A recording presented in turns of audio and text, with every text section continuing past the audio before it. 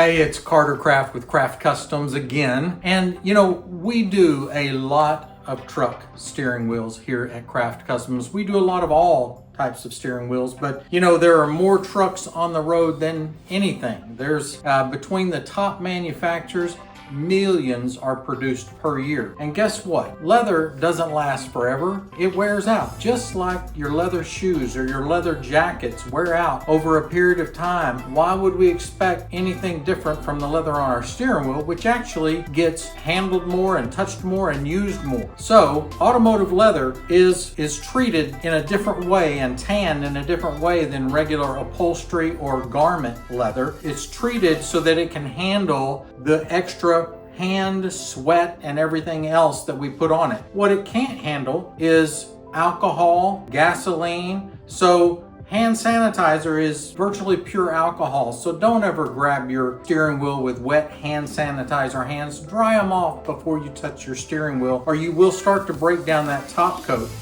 The same on a vinyl steering wheel.